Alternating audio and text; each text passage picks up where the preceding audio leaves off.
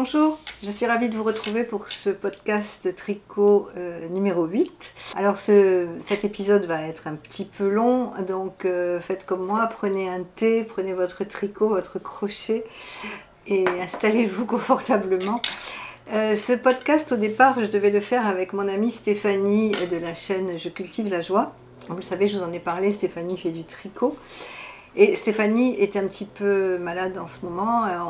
Ça fait 2 fois qu'on reporte. La semaine dernière, c'était moi qui n'étais pas très bien. Cette semaine, c'est elle qui n'a pas pu venir. Elle est très très heureuse parce qu'elle vient d'être mamie. Je crois que c'est le 22 ou le 23, le jour d'Unitite, je crois. Sa fille a eu un petit garçon. Et donc Stéphanie va pouvoir faire de la layette. Elle est ravie.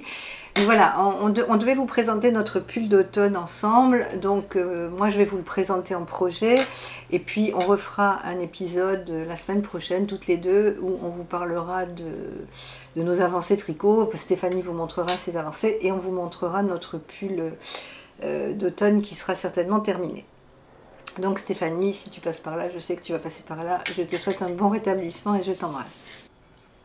Alors je commence par, pas du tout tricot, par un thé. Puisque je bois un thé, vous savez, je suis très influençable et je me laisse facilement happer par les nouveautés. Enfin, je ne pense pas que ce soit une nouveauté, mais je regardais un podcast ou un live, je ne sais plus, de Tricot and Stitch. Et elle parlait du thé Oolong Châtaigne de Damiens, ce que je ne connaissais pas. Moi, je ne suis pas une grande fan de thé, je suis plutôt team café, mais j'aime bien le thé de temps en temps. Et elle en parlait tellement bien de ce thé que j'ai eu envie de le découvrir, donc je suis allée à la boutique à Montpellier et je me suis acheté ce thé. Donc voilà, je bois le thé Oolong Châtaigne de chez Damiens. Vous allez voir que pourquoi je vous parle de ce thé Oolong Châtaigne, parce que j'ai acheté de la laine chez Tricot and Stitch, mais on en reparlera tout à l'heure. Alors, dans mes ouvrages, je vous avais dit là dans mon dernier podcast que j'étais un petit peu en colère après moi parce que j'avais trop d'encours et que je n'y arrivais pas, j'avais l'impression de ne pas avancer. Donc voilà, je voulais absolument, je pense que je ne suis pas faite pour trop d'encours. Je pense que moi 2 encours ça me suffit largement. Et là j'en avais 4 ou 5 même, donc bon, j'étais complètement dépassée, j'étais perdue, ça me convenait pas. Donc j'ai passé tout le mois dernier à terminer ce que j'avais en cours. En fait j'ai terminé 4 ouvrages que je vais vous montrer. Alors je vous disais que cet épisode allait être assez long et assez riche parce que je vais vous parler, je l'ai divisé en 2. Un podcast classique où je vais vous parler de mes projets terminés, de mes encours et des podcasts que j'ai regardés. Et puis la deuxième partie, je vais vous faire un retour sur mon expérience assez extraordinaire d'Unitite à Lyon. Je vais vous parler de ce que j'ai acheté, je vais vous parler des copines que j'ai vues, des teinturières, enfin de toutes les personnes adorables que j'ai rencontrées. Il n'y aura pas beaucoup de vidéos parce que j'espérais pouvoir faire des vidéos du salon, mais d'une part il y avait énormément de monde, donc on ne pouvait pas trop s'approcher des stands et puis c'était très très compliqué de filmer.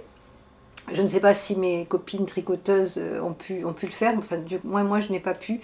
J'ai fait qu'un plan chez Ouliette.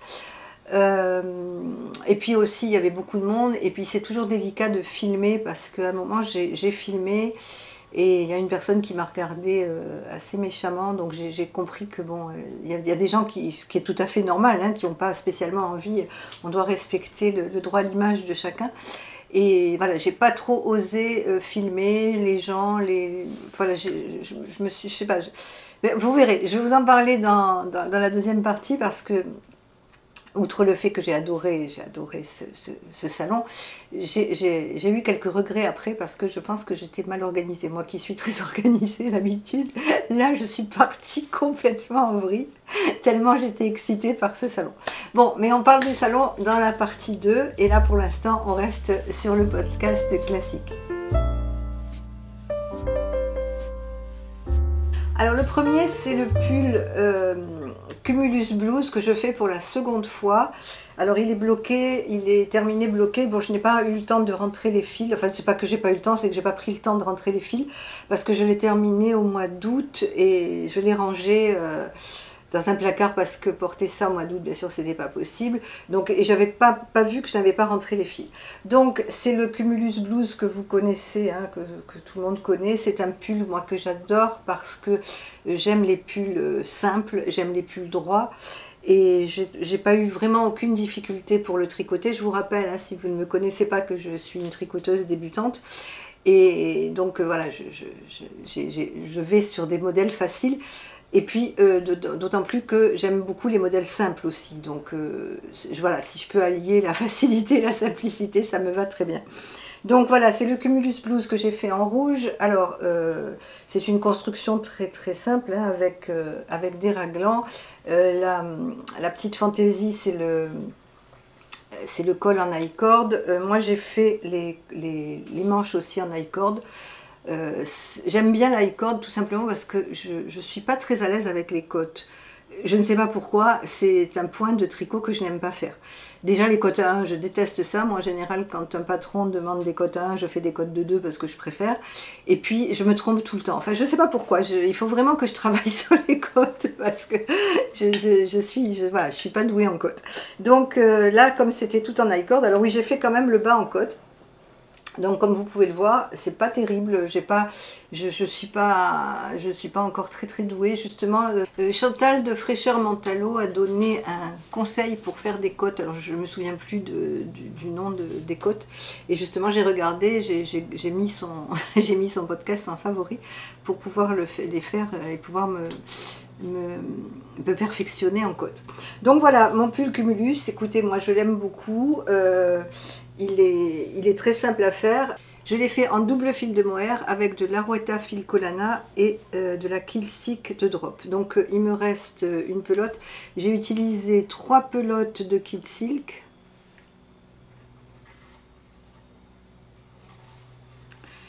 Et j'ai utilisé 4 pelotes de Arouetta fil Collana. C'est le coloris. Alors chez Fil Collana, c'est le coloris 218, c'est le rouge de Chine. Regardez sur le site, parce que si ça vous plaît ce rouge, parce qu'il y a plusieurs rouges, hein. Ça c'est vraiment le rouge de Chine, c'est le plus sombre. Et en fait, quand on le voit, après, quand on le reçoit, il n'est pas très très sombre, mais il est vraiment très beau. Vous voyez, sur le mélangé avec moi j'aime beaucoup la couleur, mélangé avec la Kilsick de drop. Et celui de drop, c'est le coloris 14, c'est le seul coloris rouge qui existe sur le site. Voilà, j'ai bien aimé ce mélange de 2 fils. Je pense que c'est un pull que je vais porter très très facilement. Et bon, hormis les fils à rentrer, il est terminé. Mais vous voyez, vous savez, hein, que j'habite dans le sud de la France et en ce moment il fait très très chaud. C'est dingue, on est presque le 1er octobre et là, à l'heure où je tourne, nous sommes le 27, je sais plus, le 26. 27, nous sommes mercredi 27 et il fait 30, 34, 35 quoi, c'est quand même dingue. Donc je ne peux pas porter mes pulls. Bon, après on se plaint pas d'avoir chaud, hein, ça évite d'allumer le chauffage, et puis moi j'aime bien la chaleur aussi, mais c'est vrai que quand l'automne arrive, on a envie de...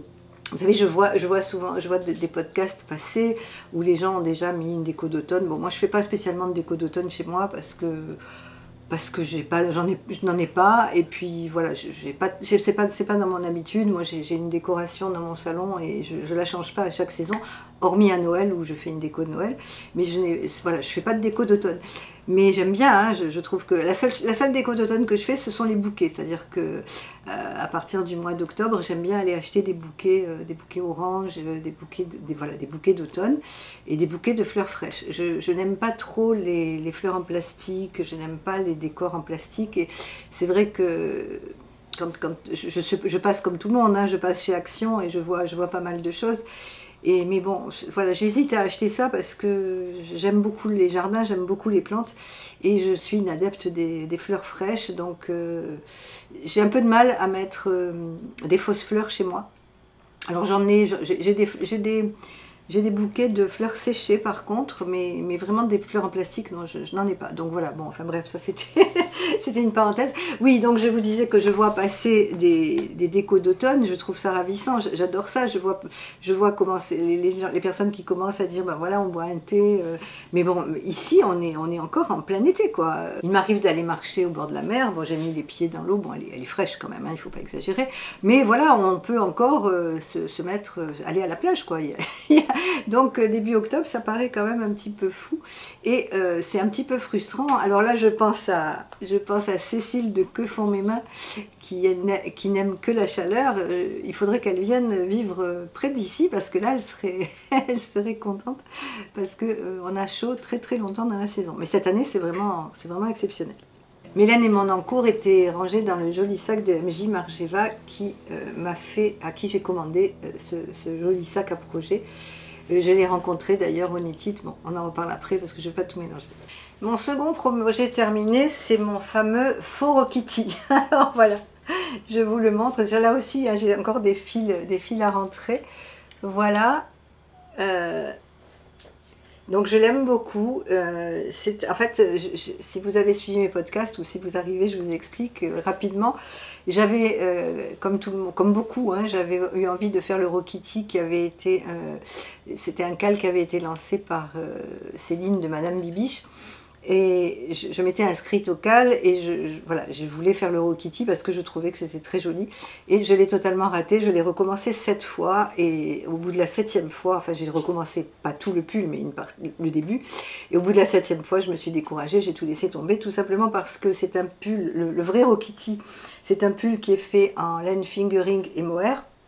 Et la partie mohair est faite avec un seul fil de mohair. Et moi, comme au départ, pour faire les raglans, les augmentations, j'avais mis des marqueurs et je ne sais pas ce qui s'est passé. Chaque fois que je revenais sur la partie mohair, comme c'était extrêmement fin, les marqueurs bougeaient. Je n'ai jamais réussi à bien faire ce patron. En plus, c'était un patron en anglais, ce qui m'a un petit peu rebuté. Bon, ça, il va falloir que je me mette que je me force à faire des patrons en anglais.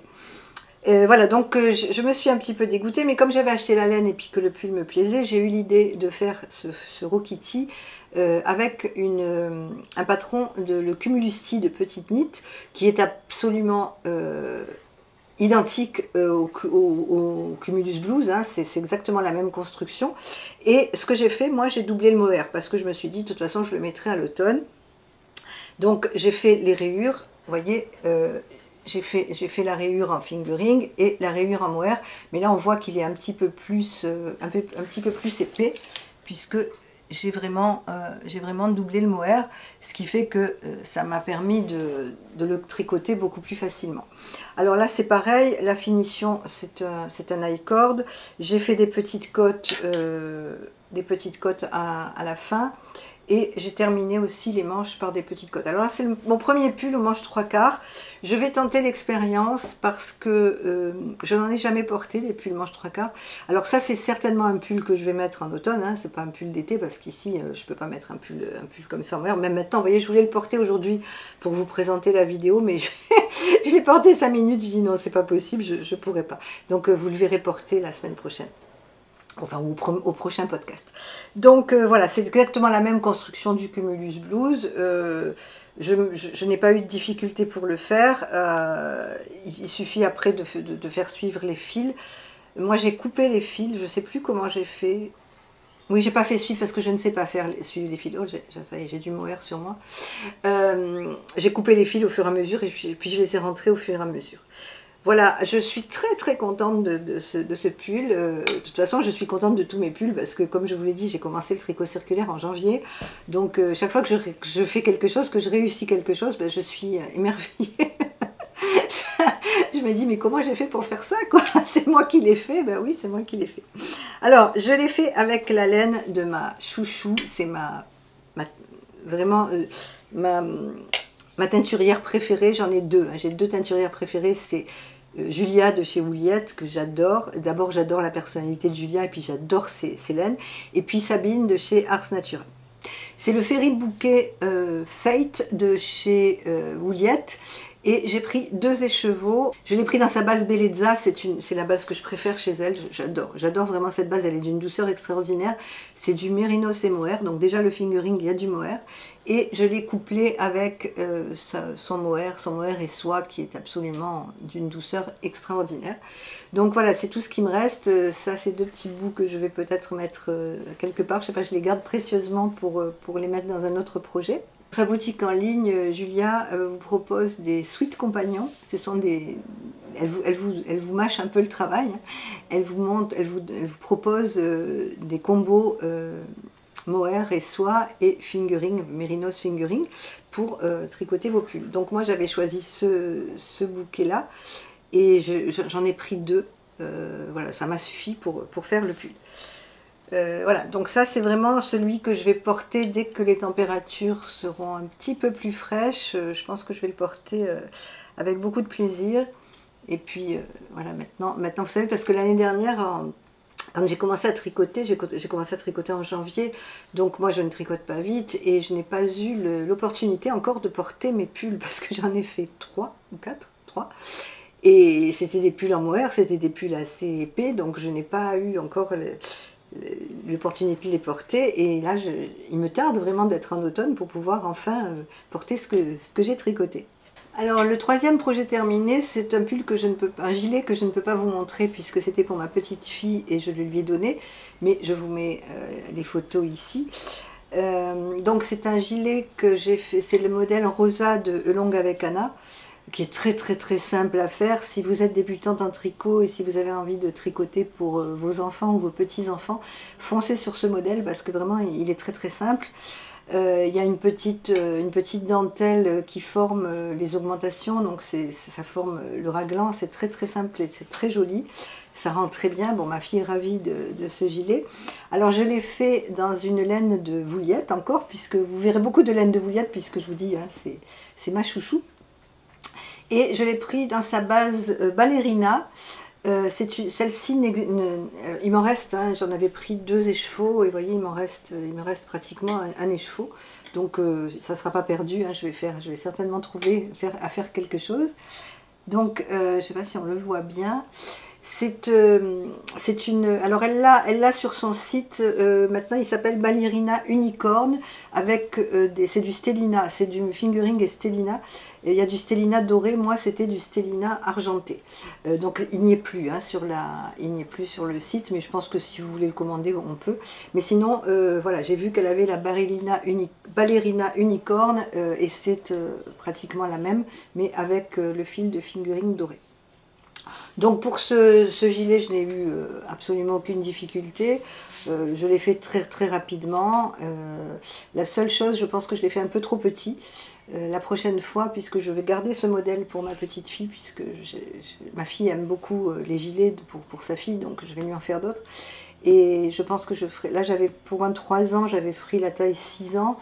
Mais je trouve qu'il est un petit peu trop petit, donc voilà, soit je rallongerai, soit je prendrai la taille au-dessus. Je verrai, parce que c'est très difficile, ma petite fille ne veut pas se laisser mesurer. Donc quand j'essaye de prendre 1 centimètre et de lui mesurer le buste, elle ne veut pas. Elle n'a pas voulu essayer le gilet pendant que je le faisais. Bon, c'est pas grave, elle a 3 ans, je ne lui en veux pas du tout. Alors le 4e ouvrage, j'ai dit qu'il était terminé, mais non, il est bloqué, mais j'ai pas rentré les fils et je n'ai pas mis les boutons, tout simplement parce que je n'ai pas trouvé encore de boutons. Je cherche des boutons pour ce gilet. Donc c'est un gilet aussi pour ma petite fille, donc celui-là je l'ai fait un petit peu plus grand. C'est le modèle Novice Cardigan pour enfants de petite knit. Là aussi, aucune difficulté, c'est un modèle qui monte très vite. Donc j'ai fait les bordures en bleu marine, les côtes en bleu marine et puis les côtes des manches en bleu marine. Voilà, il me reste les boutons à mettre, mais je l'ai bloqué pour voir un petit peu ce que donnait la laine une fois bloqué. Et ça n'a pas bougé du tout, hein. Le gilet, voilà, j'ai fait une taille 6 ans pour un 3 ans, mais je l'ai un petit peu allongé par rapport au modèle, parce que justement je voulais qu'il soit un petit peu plus long pour ma petite fille, donc je l'ai un petit peu allongé. Donc c'était exactement le même modèle que le novice pour adultes, hein, le novice que j'avais fait moi aussi pour moi, c'était mon premier pull d'ailleurs, le premier gilet que j'avais tricoté en circulaire. Donc voilà, là aussi pas de difficulté majeure. Toujours les côtes qui me posent un problème, il faut vraiment que... il faut vraiment, je pense que cet épisode va s'appeler les moches costes, quoi, les côtes moches. Parce que c'est vrai qu'il faut vraiment que je travaille mes côtes. Je ne sais pas pourquoi, voilà, j'ai un petit souci avec les côtes. Alors j'ai tricoté ce gilet avec la laine de Sabine de chez Ars Natura. C'est sa laine Karagawa et Mespotique. Donc au départ j'avais choisi cette laine pour faire des chaussettes. Donc j'avais pris un écheveau de chaque, enfin un écheveau avec donc l'écheveau qui est blanc, bleu marine et blanc avec son contrastant qui est bleu marine. Là on le voit un peu bleu roi à la caméra, mais il est vraiment bleu marine, hein, je ne sais pas pourquoi. Il est vraiment bleu marine et voilà, j'avais beaucoup aimé ce combo. Puis lorsque j'ai bobiné cet écheveau, je me suis dit c'est quand même dommage de faire des chaussettes. Moi ça me fait toujours de la peine de faire des chaussettes avec de la très jolie laine. Je ne sais pas pourquoi, je ne suis pas encore une adepte des chaussettes. Donc je me suis dit je vais faire un pull à Juliette plutôt. Et je trouvais que c'était un petit peu masculin ce bleu marine. Donc j'ai eu l'idée d'ajouter une couleur un petit peu plus lumineuse pour une petite fille. Il me restait 2 pelotes de Tilia de Fil Colana dans un coloris bleu canard. C'est le coloris 329 de chez Fil Colana, c'est le mohair Tilia. Donc j'ai commencé le pull en mélangeant ces deux laines, donc le mohair et la fingering. Et j'ai trouvé que le rendu était pas mal, vous voyez ce que ça donne. Ça fait un pull, voilà, je trouve que c'est pour une petite fille, c'est un peu plus lumineux, un peu plus joyeux que du bleu tout simple, du bleu un peu froid. Mais j'ai eu quand même une grosse frayeur parce que comme je suis arrivée à la moitié du pull, j'avais pas encore fait les manches, je me suis rendu compte que je n'aurais pas assez de laine. Donc j'ai vite envoyé un message à Sabine qui a eu l'extrême gentillesse puisqu'elle ne fait plus ce coloris. Et comme je lui ai dit que j'étais coincée, que j'avais commencé le pull, bon, j'ai été désespérée parce que je ne me voyais pas tout refaire. Et elle a eu la gentillesse, l'extrême gentillesse de me refaire spécialement pour moi un autre écheveau de son combo. Bon, j'ai pas eu besoin de celui-ci hein, puisque j'en ai encore. Donc en fait pour ce pull j'ai utilisé deux écheveaux de cette laine Kanagawa. C'est une base mérinos et soie qui est aussi très très douce et que j'aime énormément. Voilà, Ars Natura et Juliette, hein, je vous l'ai dit, ce sont mes 2 teinturières préférées et vraiment je pense que quand j'aurai de la laine à acheter, bon là je ne vais pas acheter de laine pendant un grand moment, quand vous allez voir ce que j'ai pris au Knit It. Pour mes prochains achats, je me tournerai vraiment vers ces 2 teinturières parce que je trouve que leurs produits sont très très qualitatifs. Je ne dis pas que ceux des autres ne le sont pas, hein, mais moi ça me convient très bien et j'aime la douceur et je trouve qu'elles ont des bases qui sont extrêmement douces. Alors pour ce qui concerne le mohair, j'avais 2 pelotes, j'ai été obligée d'en commander une 3e parce que sinon je n'arrivais pas à la fin et c'est un petit peu dommage parce qu'il m'en reste pratiquement une pelote. Mais bon voilà, j'avais pas le choix, donc là aussi ça va faire partie des pelotes qui vont rester, que je mettrai dans une couverture, dans un châle, enfin je verrai. Alors bien évidemment c'était pas le même bain, mais comme je l'ai mélangé, que c'était mélangé avec le mohair et que j'ai mis les 2 fils ensemble, bon, ça se voit pas du tout, il n'y a absolument aucune différence. Donc là je cherche des boutons pour ce gilet. Si vous avez des idées, n'hésitez pas à me le dire en commentaire. Je ne sais pas si je lui mets des petits boutons en bois ou si je lui mets des boutons bleu marine un petit peu amusants, des boutons enfants, je ne sais pas. Je vais voir. Ah, ça c'était pour mes ouvrages terminés. Donc maintenant on va passer à mes ouvrages en cours.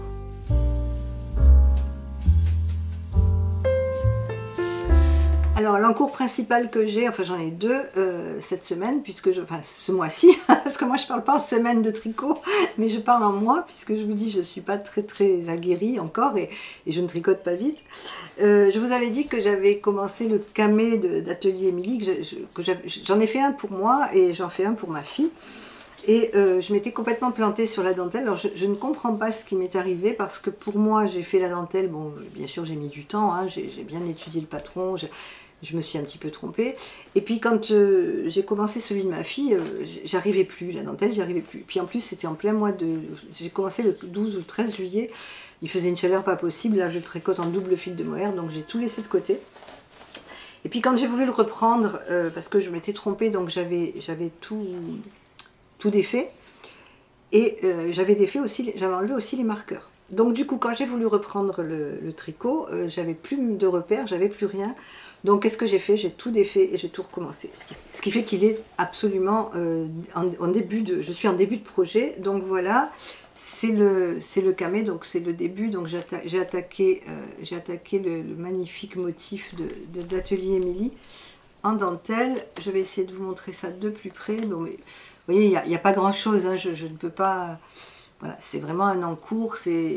Alors là aussi c'est pareil, à la caméra on le voit bleu clair, mais en fait c'est un bleu canard. J'essaye d'aller... Voilà, c'est un peu mieux comme ça. Et là, je le fais aussi avec la laine de chez Sabine, de chez Ars Natura. Donc c'est du mohair, c'est sa base mohair. C'est son coloris bleu canard. C'est un coloris qu'elle m'a fait spécialement. Là aussi, elle a encore été adorable. Parce que je lui ai envoyé un petit message. Je lui avais dit... Alors c'était en juin, puisque oui, j'ai commencé ce camé en début juillet, puis je vous dis je l'ai arrêté parce que l'été c'était pas possible de tricoter ça. Et j'avais envoyé un petit message à Sabine en lui disant voilà, je cherche une laine bleu canard parce que c'est pas un coloris qui est évident à trouver. Et Sabine m'a proposé de me faire le coloris. Donc elle est partie d'une base, elle m'a envoyé plusieurs photos. Et j'ai choisi un coloris. Donc elle est partie d'une base bleu canard qu'elle avait. Et puis quand je lui ai dit que je voulais vraiment un vrai bleu canard, elle m'a dit t'inquiète pas, je vais rajouter quelques petites choses dans ma teinture. Et elle m'a fait un coloris spécial pour moi. Donc merci beaucoup Sabine, je suis ravie. Voilà, alors j'essaye de vous le montrer. On le voit bleu clair en fait, il me semble, ou bleu turquoise à la caméra. Je ne sais pas comment faire pour vous montrer vraiment je crois que le vrai coloris, on le voit mieux là. Je sais pas, je vais peut-être vous faire une photo. Sur la photo, vous verrez mieux le coloris. Il est vraiment très très beau. Alors n'hésitez pas, hein, si vous ne connaissez pas Sabine, Ars Natura, allez sur son site. En ce moment, là je crois que c'est plus possible d'aller sur son site parce qu'elle prépare le salon d'Antibes qui a lieu ce week-end et je crois qu'elle a bloqué son site pour pas être débordée de travail. Mais si vous avez vraiment une couleur qui vous plaît, vous pouvez très bien lui demander et je pense qu'elle se fera un plaisir de faire votre couleur. Voilà, donc mon camé, bah écoutez, il me tarde d'avancer un petit peu parce que j'adore la construction de ce pull, ce gilet. C'était la première fois que je faisais cette construction où les manches sont reprises, on reprend les manches, je ne sais pas comment bien l'expliquer puisque je ne suis pas une pro, mais on remonte des mailles pour faire les manches et ça donne vraiment de très très très jolies manches. J'aime beaucoup ce modèle. Je l'ai fait pour moi en rose. Je vous le remontrerai quand je ferai une vidéo avec... J'ai une idée de vidéo pour vous montrer mes pulls faits depuis janvier. Je pense que je ferai ça en octobre. Ma petite pile de pulls qui sont déjà faits. Je vous montrerai mon camé. Moi, j'en suis contente. Alors, bien sûr, je ne l'ai pas encore porté. J'espère que je vais pouvoir le porter, qu'il va enfin faire un peu mauvais pour que je puisse porter mes pulls. Voilà, donc ça, c'est mon premier encours. Alors c'est vraiment l'encours principal. Alors moi comment je tricote, bon je travaille le matin, je travaille jusqu'à 13 h, ensuite je déjeune et après j'ai mes après-midi libres et mes soirées de libre. Donc ce que je fais, j'essaye quand il fait jour, parce que j'aime beaucoup tricoter le soir devant la télé. Je tricote pas tellement l'après-midi, mais j'aime beaucoup tricoter vers 18 h, voilà, ou le soir en regardant une série. Et ce genre de pull... pour moi qui suis débutante et c'est une dentelle qui est relativement simple, mais il faut quand même moi j'ai besoin d'être très attentive à cette dentelle. Donc ce pull là je le tricote l'après-midi, je me mets sur une table et voilà, sans trop de distraction. Je mets une série, alors j'arrête la série quand j'attaque la dentelle, quand je suis sur l'envers, quand je fais toutes mes mailles à l'envers, ben je remets la série. C'est toute une organisation pour travailler ce camé et pour le faire bien. Donc ça sera un cadeau de Noël pour ma fille. J'espère qu'elle ne va pas passer regarder le podcast, mais je ne crois pas qu'elle me regarde. Donc je peux vous le dire. Je pense que d'ici Noël, il sera terminé. Le dernier en cours, c'est le pull d'automne que je tricote avec Stéphanie de la chaîne Je cultive la joie. Donc c'est très drôle parce que nous avons décidé de tricoter le pull Sébastien d'Aurélie la Poule. Et je n'ai pas encore vu, puisque je n'ai pas vu Stéphanie depuis quelques temps, et je n'ai pas encore vu sa version. Donc j'aurai le plaisir de le voir, puisqu'on va vous le présenter dans un podcast, mais je vais vous montrer la mienne. Je sais qu'elle, elle fait les rayures en châtaigne, je crois, ou marron. Moi, j'ai choisi de les faire en noir comme le modèle. Donc voilà, voilà le pull. C'est le pull Sébastien d'Aurélie Lapoule. Alors, je vais vous expliquer les difficultés que j'ai eues, parce que, bizarrement, c'est la première fois que je faisais un pull en rond. Parce que jusqu'à maintenant, je n'ai fait que des gilets. Et un pull avec un yoke en rond, je n'avais jamais fait. Depuis janvier que je tricote, je n'avais jamais fait. Donc j'ai eu un petit peu de difficulté, je vous expliquer après pourquoi. Alors voici où j'en suis. Donc c'est le pull Sébastien, que je trouve magnifique parce qu'il y a une petite dentelle, enfin on ne peut pas appeler ça une dentelle, c'est des petits jours, des petites fleurs.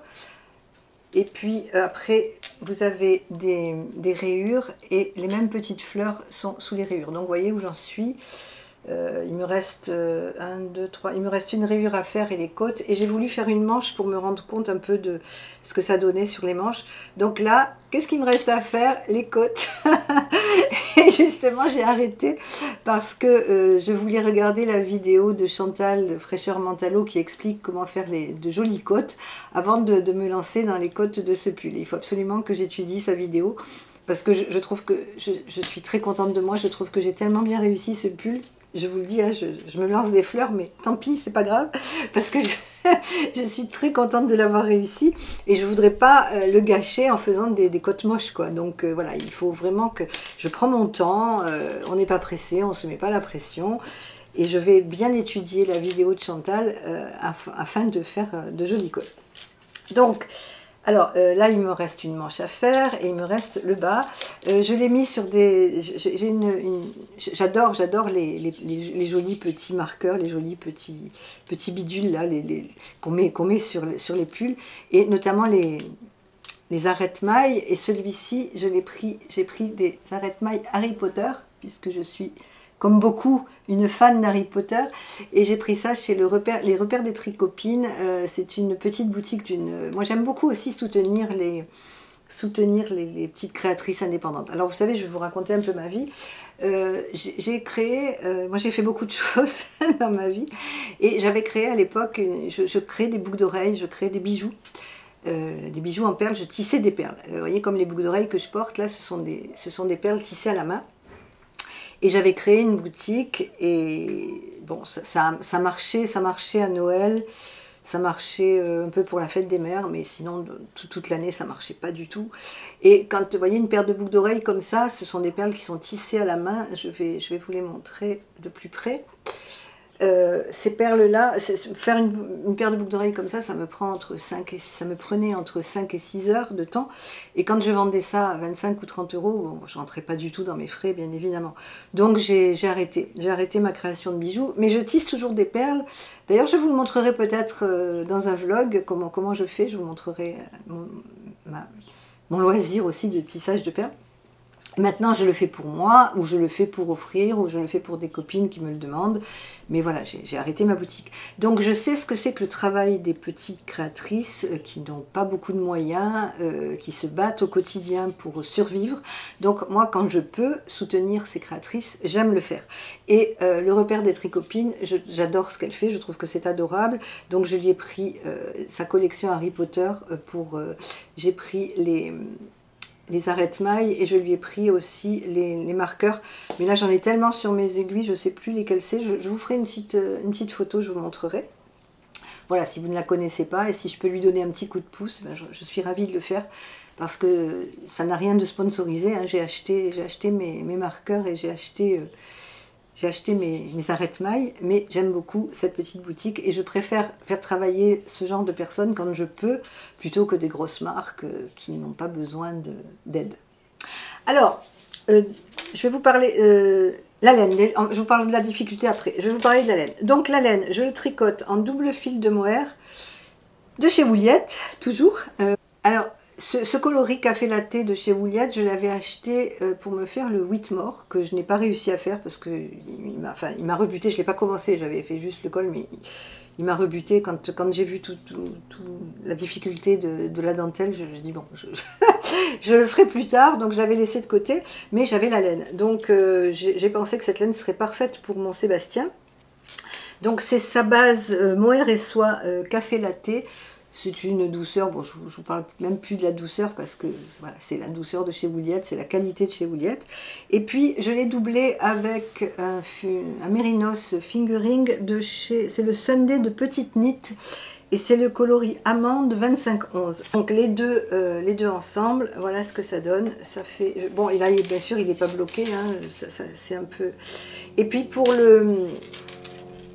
les rayures, alors sur le patron, Aurélie Lapoule préconisait une laine, je ne me souviens plus, mais c'était une laine qui était assez onéreuse. Donc j'ai trouvé que pour faire des rayures noires, bon, c'était pas la peine d'acheter une laine très chère. Donc j'ai pris, ah je l'ai pas là, j'ai pas pris la pelote. Attendez, je vais vous la chercher. Donc pour les rayures, j'ai pris une pelote d'Alpaga Silk de chez Drop. Donc je l'ai pris chez Calidou. J'en ai pris 2 pelotes par précaution. Je pense qu'une pelote aurait suffi. Parce que vraiment là, vous voyez, il me reste une rayure noire à faire. Enfin 2, parce que les rayures ce sont 2 rangs. Donc 2 rangs de noir. Et puis il me reste 4 rayures sur les manches. Je pense que j'en aurais largement assez pour finir le pull, donc j'aurais dû prendre qu'une pelote. Bon, une pelote de noir de plus, c'est toujours pareil, je pourrais la mettre dans un projet futur. Donc les difficultés que j'ai eues en tant que débutante, hein, néophyte totale pour les pulls en rond, c'est le départ. J'ai commencé par la taille 1, parce que je me suis rendu compte que je faisais toujours mes pulls trop grands, en prenant mon tour de poitrine et en mettant l'essence positive. Après, une fois le blocage terminé, pour moi, c'est vraiment, tous mes gilets sont vraiment un peu grands. Donc pour des gilets, c'est pas très très gênant, mais j'ai commencé par la taille 1 et elle demande pour la taille 1 de monter 72 mailles. Et quand j'ai monté les mailles, je me suis dit mais c'est pas possible, je vais pas passer mon cou, quoi. J'ai essayé de l'essayer, je passais pas mon cou. Donc qu'est-ce que j'ai fait? J'ai tout refait, j'ai tout défait et je suis passée sur la taille 2. Et je trouve quand même que c'est pas très très très large. Alors je l'ai essayé, bon j'arrive à le passer, ça va. Vous voyez ce que ça va donner avec les manches, voilà. Mais j'aurais dû regarder Instagram avant. J'ai un peu regardé tous les Sébastien qui avaient été faits. Et j'ai vu que Cécile de Que font mes mains, justement quelqu'un lui posait la question de l'encolure. Et sur son compte Instagram, elle a répondu que elle avait fait les côtes avec les mêmes aiguilles préconisées pour le corps. C'est-à-dire que je crois que c'est du 4,5. C'est du 4,5. Moi, j'ai fait les côtes avec du 3,5, comme préconisé par le patron. Et Cécile disait pour que ce soit plus large, elle avait fait les côtes avec du 4,5. Donc c'est une très bonne idée. C'est une idée que je garde pour une prochaine fois. C'est dommage parce que je ne voulais pas tout recommencer. Ah, ça y est. C'est Tosca qui a dû voir un chat qui passe dans le jardin. Je suis désolée. Tosca, stop. Stop. Voilà, vous avez la douce voix de Tosca dans le podcast. Donc, je vous disais que, oui, voilà, c'est l'encolure qui me gêne un peu. J'ai fait une taille 2. Sinon, j'ai pris un énorme plaisir à tricoter ce pull. Je crois que c'est le pull que j'ai préféré tricoter depuis tout ce que j'ai fait depuis le mois de janvier. J'ai adoré tricoter ce pull. Déjà, il va assez vite parce que c'est du 4,5. J'ai adoré faire cette petite dentelle qui est très addictive. Je trouve que c'est très très sympa à faire. Voilà, il me tarde de le terminer. Donc ce pull, c'est le pull que je fais, c'est mon pull d'automne que je fais avec Stéphanie. Donc il me tarde également de voir la version de Stéphanie puisque je ne la connais pas. Et on vous le présentera terminé et certainement porté lors d'un prochain podcast. Je pense que ce pull, je vais le refaire. Vous savez, moi j'aime bien quand j'aime un patron, j'aime bien le refaire. Bon, je ne vais pas le refaire tout de suite parce que là on va passer à mon retour du Knit It et vous allez voir que j'ai d'autres patrons en vue. Mais j'ai vraiment pris énormément de plaisir à tricoter ce pull qui est, bon, une fois qu'on a passé la difficulté, si on peut appeler ça une difficulté, surtout quand on est débutante, de faire les petites fleurs là en dentelle, après ça va tout droit, c'est relativement simple. Je suis très très contente de ce patron et je suis très contente de ce pull qui va être très très chaud. Le mélange du mohair et soie de Wouliette et de la Sunday, ça donne vraiment un tissu extrêmement chaud. Donc là je vais me régaler cet hiver à porter ce pull. Alors, j'ai été coupée, je reviens un peu sur ce que je vous ai dit. Je vous avais dit en commençant la vidéo que je l'avais divisé en 2 parties. Le podcast tricot traditionnel plus mon retour d'Unit-It. Mais en fait, je tourne dans ma véranda et il fait très chaud. Donc la caméra a chauffé et j'ai été coupée. Et du coup, en attendant que la caméra reprenne un peu ses esprits, que la batterie se refroidisse, j'ai monté un petit peu les rushs de la vidéo que j'avais faite, que j'avais terminée, et je me suis rendu compte que c'était très très long. Donc ce que je vais faire, je vais couper cette vidéo non pas en 2 parties, mais en 2 vidéos. C'est-à-dire que vous allez avoir, là aujourd'hui, vous allez avoir mon podcast créatif, et je vais vous mettre demain le retour d'Unit-It, le temps de le monter pour que, si je peux mettre les 2 vidéos, mais bon, je pense pas que ça ait tellement de sens de mettre les 2 vidéos, mais je vais vraiment la couper en 2 parce que je parle beaucoup et c'est assez long. Donc ne soyez pas surprise, ce que j'ai dit avant, que j'allais la séparer en 2 parties, mais en fait je la sépare en 2 vidéos, je parle trop. Et puis j'ai beaucoup de choses cette semaine à vous dire. Alors, je vais mettre un terme à cet épisode. Donc, comme je vous l'ai dit, hein, j'avais pensé le faire en 2 parties et vous parler d'Unit-It sur le même épisode, mais j'ai été très bavarde. C'est un épisode qui a été assez long. Donc, vous allez avoir soit tout de suite après celui-ci, soit demain, la suite pour mon retour d'Unit-It. Je vous souhaite une très belle semaine. Je vous embrasse et je vous dis à très vite. Au revoir.